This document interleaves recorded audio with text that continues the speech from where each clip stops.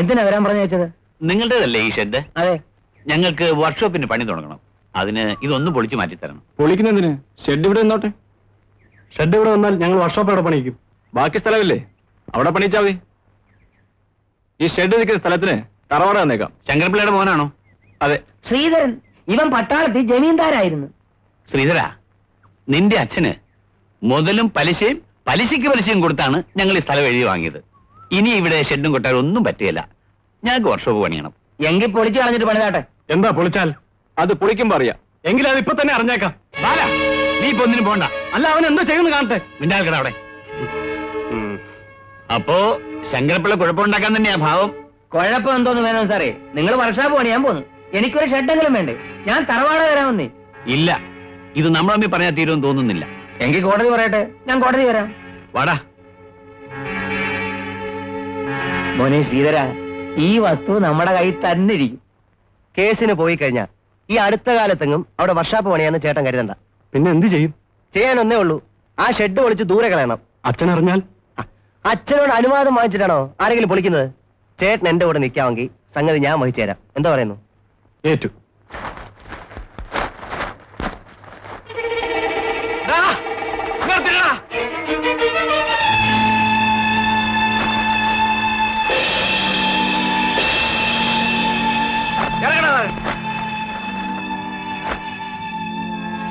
അടിയടാ പോടാ.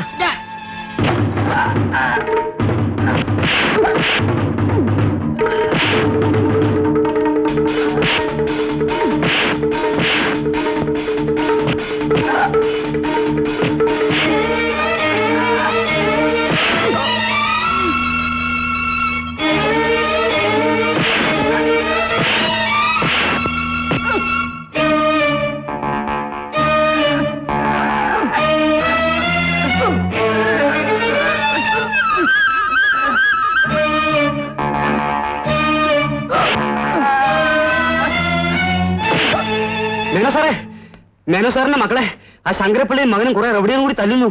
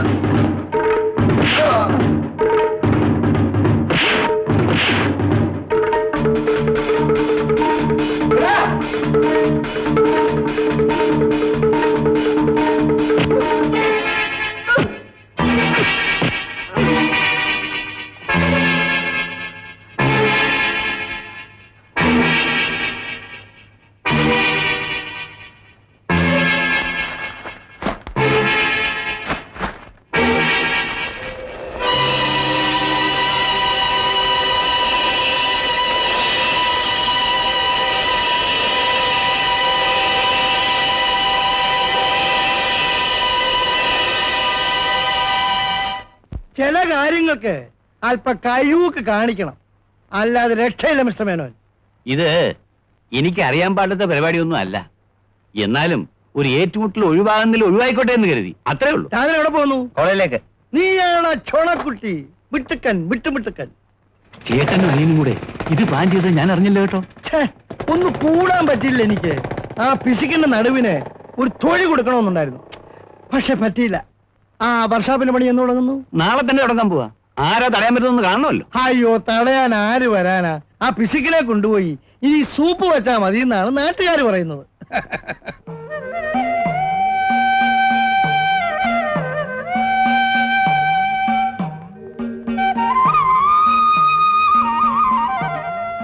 ഇത്രയേറെ പ്രാർത്ഥിക്കണോ? ഞാൻ കാത്തു നിൽക്കാൻ തുടങ്ങിയിട്ട് നേരെ എന്തായി? എന്ന് പറഞ്ഞ അമ്മയുടെ പിടിന്ന് രക്ഷപ്പെട്ടു പോരണ്ടേ? അമ്മയ്ക്ക് എന്തൊക്കെയോ സംശയങ്ങളുണ്ട്. എന്താ അമ്മ ചോദിച്ചോ? അങ്ങനെ അങ്ങോട്ട് തുറന്നു ചോദിച്ചില്ല, എന്നാലും ചില ചോദ്യങ്ങൾ കേട്ടാ മനസ്സിലാവില്ലേ? അതിരിക്കട്ടെ, അമ്മ ഇപ്പോൾ ഇതുവഴി വരുമോ? വരാതിരിക്കില്ല. അവിടെ ആരോടും സംസാരിച്ചോണ്ട് നിൽക്കുക. എങ്കിൽ വരൂ. എങ്ങോട്ടാ? എങ്ങോട്ടായാലും എന്താ, ഞാനല്ലേ വിളിക്കുന്നത്. വരില്ലേ? വരാം. വരൂ.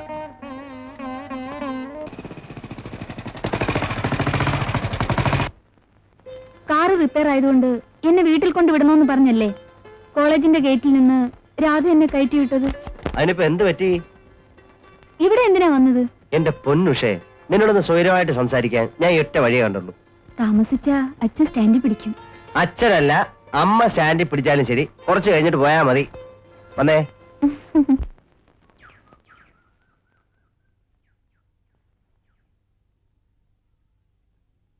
എന്തോ ഇനി പൊയ്ക്കോളൂ. എന്താ ഒരു പേടി പോലെ? ഇതുവരെ എവിടെ പോയിരുന്നു അമ്മ ചോദിച്ചാൽ? എന്റെ കൂടെ ആയിരുന്നു എന്ന് പറയണം. അയ്യോ, എന്നാലും ഒരിക്കലും ഇത് അറിയണമല്ലോ. ഏതായാലും ഇപ്പൊ വേണ്ട. എന്റെ ഒരു കൂട്ടുകാരി കാണാൻ പോയിരുന്നു പറയാം. ശരി, എങ്കിൽ നാളെ കാണാം.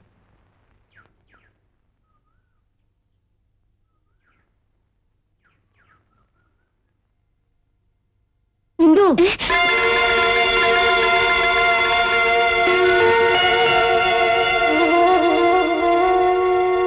നീ ഇതുവരെ എവിടെ പോയിരുന്നു? ഞാൻ ഇനി നുണയും കൂടി പറയണ്ട. മോളെ വിട്ടിട്ട് ബാലേന്ദ്രൻ മടങ്ങുന്നത് അമ്മ കണ്ടു. BA വരെ പഠിച്ച മോക്ക് മനസ്സിലാക്കത്തക്ക വിധം അമ്മ ചില സൂചനകളൊക്കെ തന്നിരുന്നു. മോളത് ശ്രദ്ധിച്ചില്ല.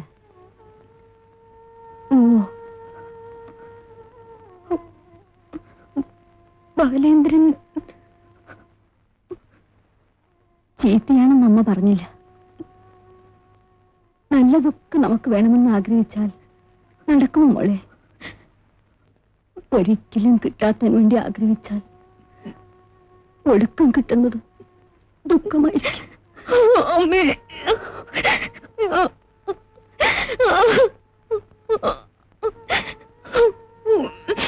എന്നെ കുറിച്ച് ഓർമ്മിക്കണമെന്നില്ല. മോളുടെ അച്ഛൻ തിരുമേനിയെ കുറിച്ച് ഒന്നും ആലോചിച്ചാൽ തരക്കടില്ല. നഷ്ടപ്പെടുത്താൻ കഴിഞ്ഞതൊക്കെ നഷ്ടപ്പെടുത്തി. ഇനിയുള്ളത് നഷ്ടപ്പെടുത്താൻ നമുക്ക് മാത്രമേ കഴിയൂ. നമ്മളുടെ അഭിമാനം, അതും കൂടി നഷ്ടപ്പെട്ടാൽ അച്ഛനും അമ്മയും കോലവും പിന്നെ കാണില്ല. ഇനി മോളുടെ ഇഷ്ടം.